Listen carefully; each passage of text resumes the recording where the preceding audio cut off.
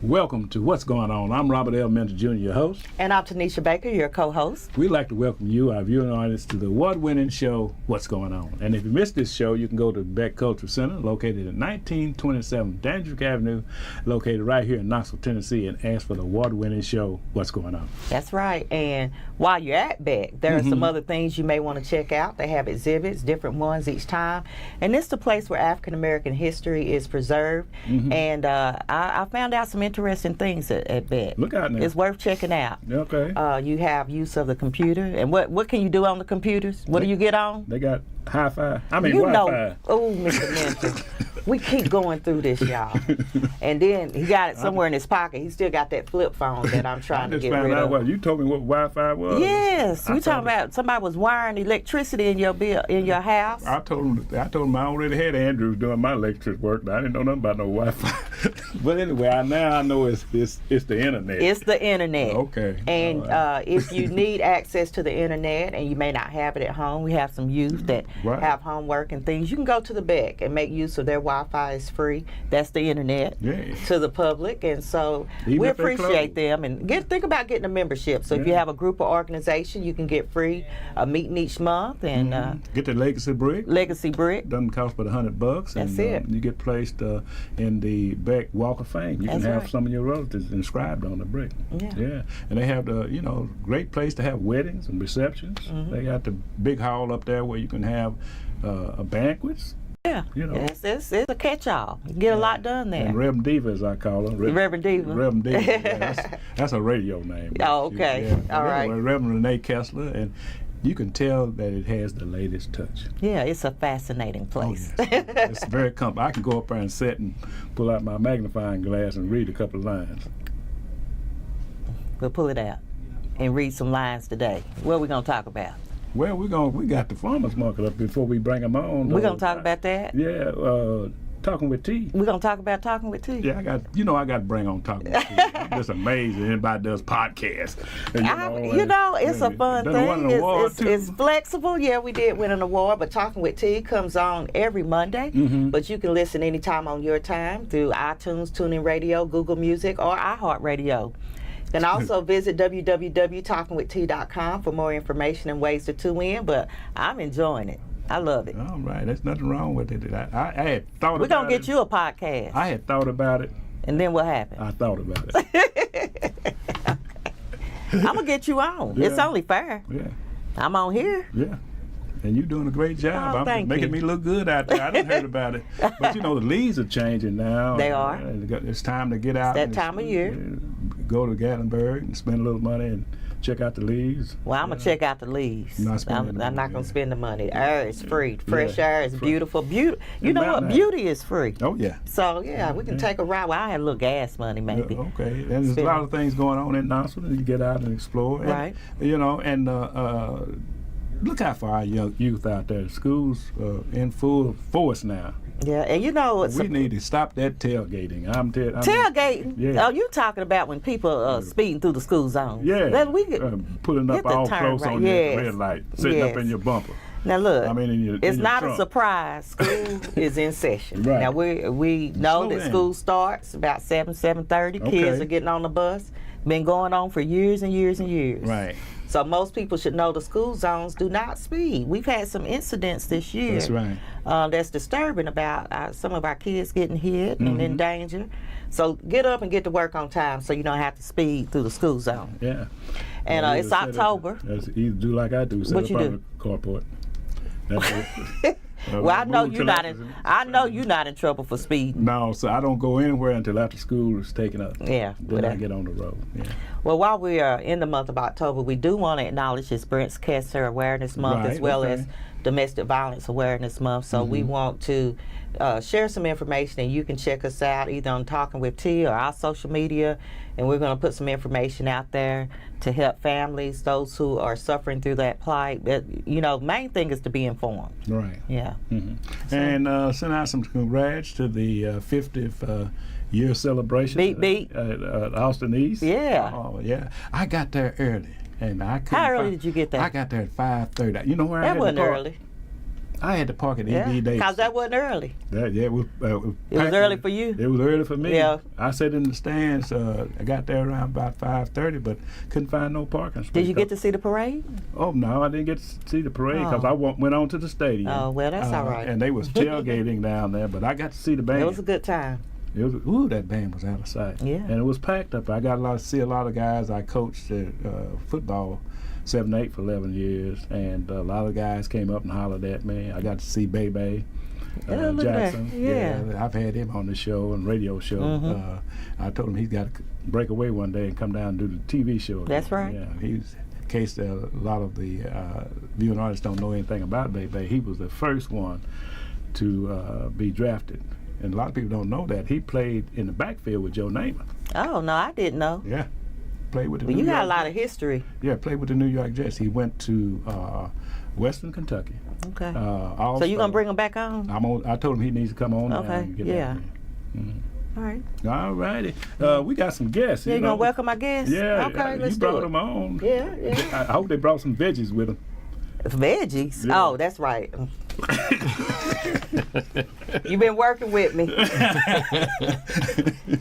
Been working with me on my healthy living and healthy lifestyles, but we do want to welcome Charlotte Tolley of Nourish Knoxville and Pastor Chris Battle of Tabernacle Baptist Church. Welcome to What's Going On. Yeah, welcome to What's Going On. Thanks for having me. Yes, Lord. Of course, Pastor's no stranger. I had him on when he first hit Knoxville, and his first project was cleaning up the Odd Fella. Yeah, he's a busy man. He was out there with a rake and a chainsaw. Putting that work in. Yeah. He hadn't been here 2 weeks when he did that. How long's it been now? 10 years. 10 years. Yeah. 10 years. Still out there working. Yeah. Farmers Market, East Knoxville. Front page. I've seen nothing like it. It was exciting. Tell me how that come about. Who dreamed this up? Wake up 4 o'clock in the morning. I don't know if I know. I had a friend of mine on Facebook had mentioned something about a farmer's market last year, something like that. I'm like, man, that sounds like a good idea. And we have a problem of food scarcity in our area, Right. And we're considered a food desert. And that means that there's not availability or accessibility of nutritious food within a mile. And the closest Kroger from Tabernacle is 2.6 miles. You got that right. For the one on Broadway is 2.9. I think the one on Broadway is 2.6. The one on Asheville is 2.7, something like that. Yeah. And Chapman Highway is 2.9. And I think there's a Save-A-Lot or something in between there. But so to alleviate that issue, to deal with that issue, we had started the Tabernacle Community Garden, and I just had this passion to get food, a farmer's market. And one of our members, Jonathan Haskell, said, well, I know Charlotte.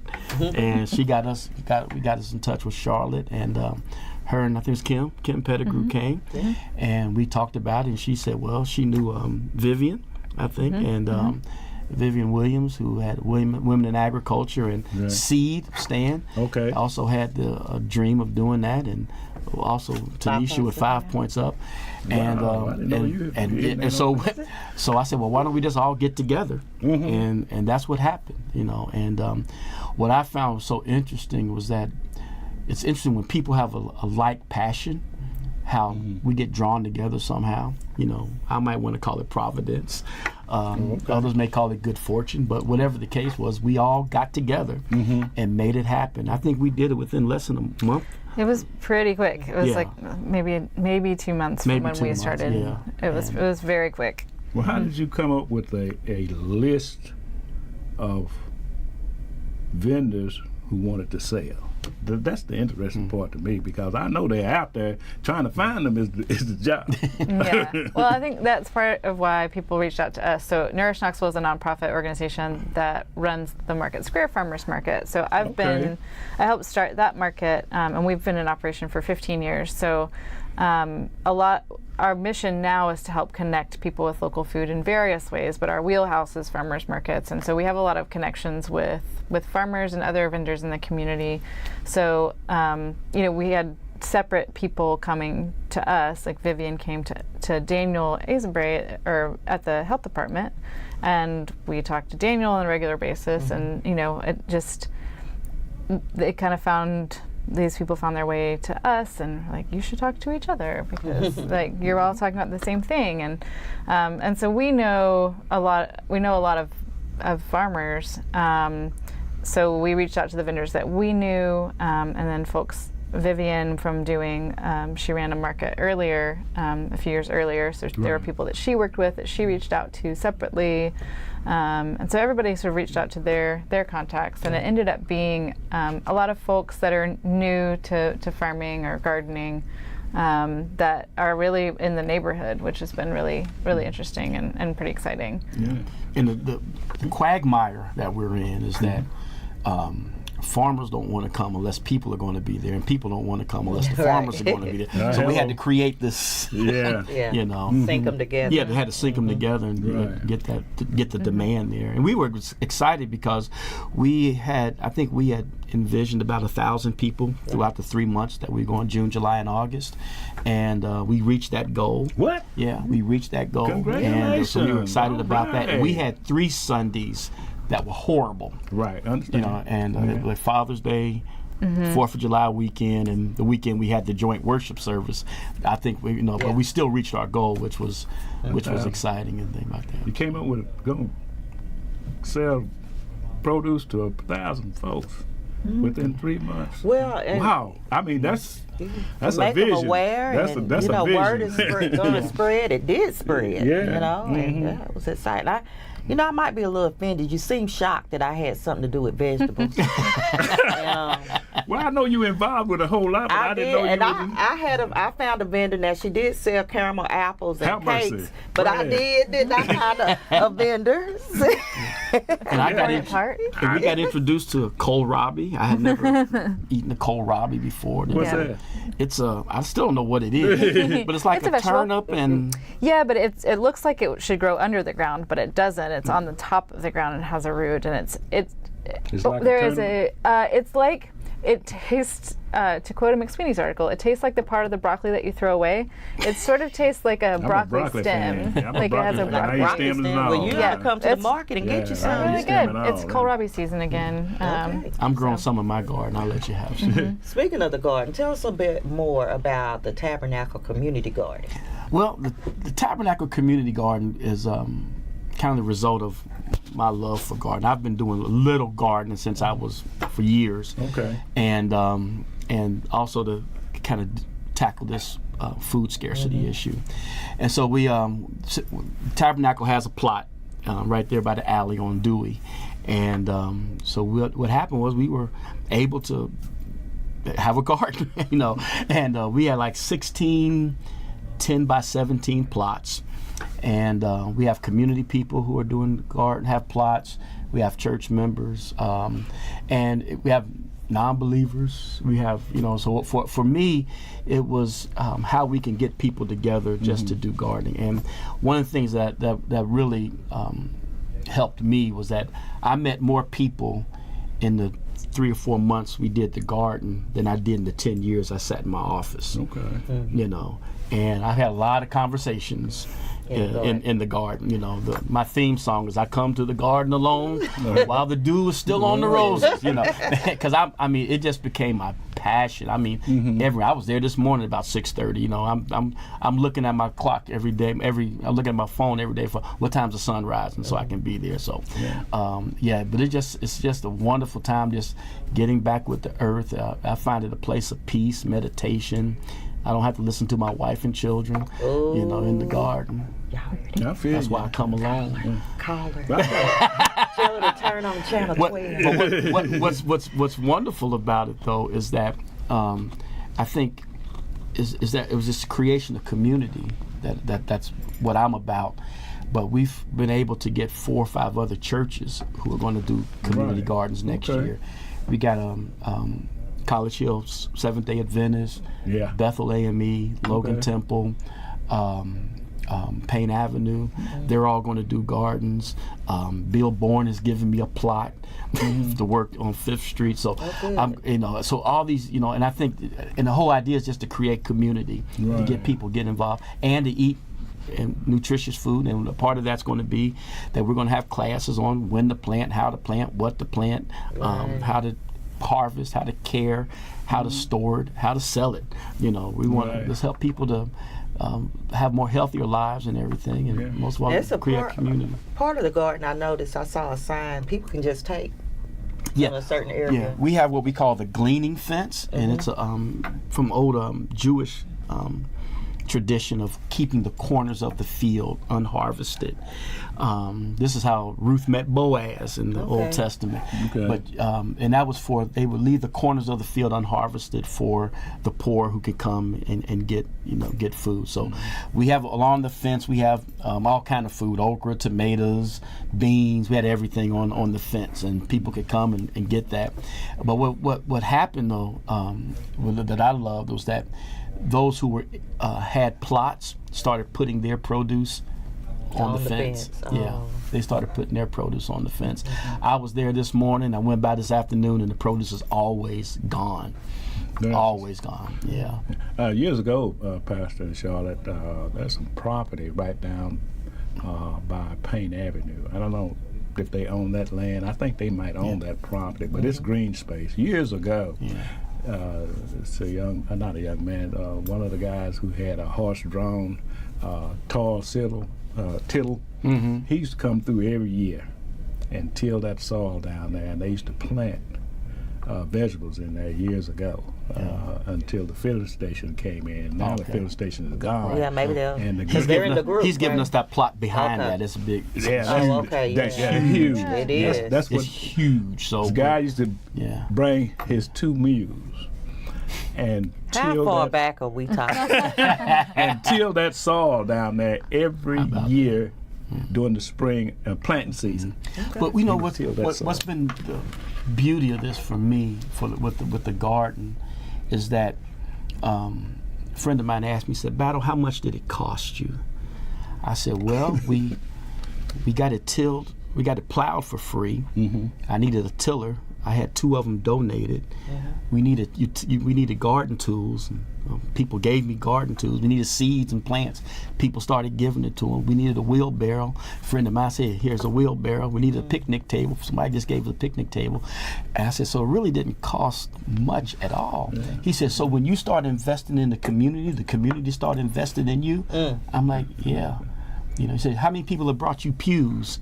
Nobody. But and that's the whole beauty of the thing for me, is that when we start investing in community, even with the community gardens, with the market, the community starts investing in us. You know, and I think that's what it's all about. Yeah, I had to get you guys in touch with the Harper family down in Oliver Springs. They are the corn kings. We need corn. Yeah, we needed some corn. My corn didn't do well this year. Got worms. The Harper family corn's is hard. known for corn. In fact, the dream corn, the cream corn that they put, it was done by the Harper's father. How about that? I used to get my hogs from him down there and get my corn. They still there do we the go, corn. back down memory lane. They still do the corn in Oak Ridge. And they used to come up here to the Lord Church of Christ when they had the farmers market here on Fridays at 3 p.m. And they used to come up here for that. But when they moved to Lakeshore, I think they just stayed down in Oak Ridge area. But they are the corn king. So you brought up the time of the market, and we didn't share that yet. But it was the only market on Sundays. Right. So and so it was 1 to 4, and I think that's how it's going to be next year as far as seemed to work out well. Well. And to make sure we don't lose any momentum. We're gonna do something this fall, October 21st. Yeah. Harvest Festival. What? Harvest Festival. What's it gonna be like? So I think it's going to be a really nice way for people who, if you missed the market or didn't know about it, learning more about what's going on at that place. So there'll be a lot of kids activities. There's a lot of organizations coming to do educational things, mostly around food and environmental stuff for kids, and sort of like an open house where people can learn more about where the market is, what's going to happen. It'd be great to see people who wanted to become vendors that came to check out the space and what was going on. So, and then Yeah, well, our organization runs something called Pop Club. It's called Power of Produce, and it's activities for kids where they get $5 to spend on fresh fruits and vegetables. So we did those once a month at the Eastside Sunday Market. We do those at Market Square Farmers Market and New Harvest Park Farmers Market 2 through November. But we're going to run one of those at the Harvest Festival as well. And yeah. The kids seem to enjoy spending those pop They bucks. do. Or They is that love what you call it. them? Pop bucks. Yeah, pop bucks. Yeah, they do. It's adorable, and it's Especially really great. my grandson Joshua. Yeah. Oh, yeah. Did he get good He's stuff? quite the negotiator. Yes, he is. Yeah. Well, Charlotte, tell us something about your organization. I know about it, but maybe our viewers hadn't heard of it. I know that you guys are the one behind bringing everything together. I know that was a battle. Yeah. Bringing it to I remember what went down at Market Square trying to get them up in there. So. Yeah, it was. Market Square was different 15 years ago than it is now. So we started out with nothing and just begging people to come. So we feel like hopefully we can help with Eastside Sunday Market. We've been through that and building a market, and it takes a while. It takes a while to build, and we created Nourish Knoxville 5 years ago so that we could do other projects outside of downtown. And so we do the Power Produce Club. We accept SNAP benefits at our market and do a SNAP doubling program. Right. We work with the health department a lot for some other educational things, and the WIC Farmers Market Nutrition Program, which happens in July and August. And then we produce a local food guide annually that has a list of farms and farmers markets and like U-Picks and CSAs and just any way that a consumer would be able to find farm products direct. So we produce that every year. It's just a free community resource. It's also on our website, nourishknoxville.org.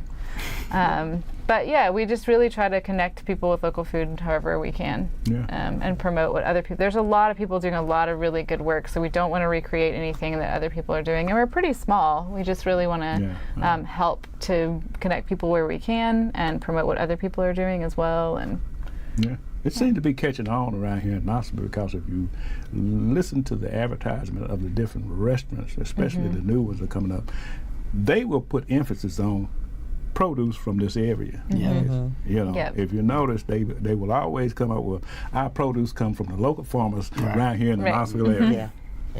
So that seems to be a catching thing, and I think that also puts money in the pocket. Yeah, definitely. Because you got to buy seed that's not given to you. Right. Well, before we go, we have a few more minutes, and this is just one of the things, Mr. Minner mentioned when he first met you, you were cleaning out the graveyard. And since then, there have been several ministries and things you've done in the community. I know as a church, you've guided the church to adopt Vine and Green Elementary School, and right now you're doing hurricane relief. Just tell us tell the community how they can contribute and what's going on. Well, right now, like I said, we did work. We sent water up to Flint. We're still our church is still collecting money for Flint to send water up there. That was a huge project. Yeah, we had 5 truckloads, and we just kind of kicked it off and became the drop-off place. But a lot of churches and people of goodwill just came out and started donating water and everything like that. But right now this is our second year of doing hurricane relief, and we're doing what we call hygiene packets. And these will go to shelters for those who are stuck in shelters. And we basically just a wash rag, some soap, toothbrush, I don't say scissors. There's a list of things you can do. And if you could, if you'd like to get in touch with us, you can call us at 865-524-2034 at the Tabernacle Baptist Church, and we'll be glad to give you all that information. But we're collecting monies, or you can bring the products, the items, and we'll be glad to make sure that they get them. And I know Michael's about to hit now, so we'll probably be doing another push to do that. Now, where is this farmers market located? We done talked about the farmers market. Where? 2137 Martin Luther King Jr. Avenue at the Tabernacle Baptist Church. And you need to go by there. I stepped in there after they did the renovation. Tanisha. Yeah. Blew my mind. He said, "You ain't been to church since we renovated. Let me show you around." It's nice, isn't it? I walked in there and had 2 big screens sitting up there. I think they was 92 inches long. It's at 92 inches. 92 feet. It helps those of us that are hymnal challenged. Follow the words of the song. Well, after the fire, the hymnals got wet. So we lost them. Right. So now we just put them up on the screen. Yeah, it was beautiful. It was beautiful. And thank you. You gave the address, and also at that address we had talked, and I do want you to share about your work in helping the homeless. And using our church as a facility to do that. Yeah, well, during the winter months, our church becomes a warming center. We've partnered with CARM. Okay. And so we it basically happens where if CARM has an overflow, right, they need to have a place to send these people, and so we partner with them, and so once a week we would take in a few, and what we've been successful in is getting other churches in the community to do that, because it was just us and then some other churches, one out in North Shore, the other was in Gatlinburg, Sevier County somewhere, but we've been fortunate to be able to get other churches to do it in the community that are stone's throw away from that. So we trying to cover every week, so every day of the week. So we're excited about that. That we're able to just to do something. My ultimate goal is to get rid of homelessness. But in the meantime, we just do a little bit to be able to help. That's some real work. Yeah, and thank you so much for what you do during the MLK Parade Week. Full course breakfast. I don't know about full. You can get a good meal. It'll do. It'll work. Yes, before the parade. The church has definitely been kind. Yeah. Even to 5 Points Up, as we've been able to have Winter Wonderland. And coming soon, we're having Steps for Health there. And it's just a real community center almost. Well, I believe that God places churches in communities to minister to those communities. Right. And if you're not doing that, then I don't understand why you're there. So that's just my orientation, and it must be that Morehouse in me. Yeah, I feel it. Morehouse in it. All right. Shirley, we got a few minutes left. What's coming up in 2019? Well, we're pretty excited about 2019. So the market was for 3 months this year. June, July, and August. I think the same next year, but hopefully there'll be a few more festivals and special events. We're really hoping that we'll be able to help Eastside Sunday Market to accept SNAP benefits at that market next year, and it's just going to be, the first year is such a challenge. Yes. And we did just, all get together and pull it off really quickly. So with this whole year of building and letting people know what's going on, I think that it's going to be a really great year next year, and then we'll see what happens. And what about for Nourish Knoxville? Well, we still are running our Market Square Farmers Market. Most farmers markets in Knox County actually run through November. Okay. We have a holiday market in December, and we actually run a winter market, which is in the 4th and Guild neighborhood in January through April. So there's a farmers market all the time. Pastor Battle, thank you so much for the vision, and appreciate what you're doing in our community. You've been doing it ever since you hit town. 2 weeks after you got here, I tell everybody that when they talk about him. 2 weeks after he got here, he's had his bib overalls on and a rake. Ready to work. Going to work over in the Oddfellow Cemetery. But thank you for the vision. And Charlotte, thank you for stepping up to the plate, bringing that farmer's market. Everybody don't get front page paper. Not everybody. Not everybody. We know some people that do. They sitting over there. They got front page. Front page. Yeah. Thank you. Thank you. Both of you for coming on the show. Yeah, thanks for having us. All right, don't forget our show comes on every Wednesday at 5 p.m. Tanisha. Hey, and if you miss it, you can check it out at the Beck. But we want to make sure you tune in, spread the word, and find out what's going on here in the city of Knoxville. Yeah, and if you don't support, we don't exist. We'll see you next time.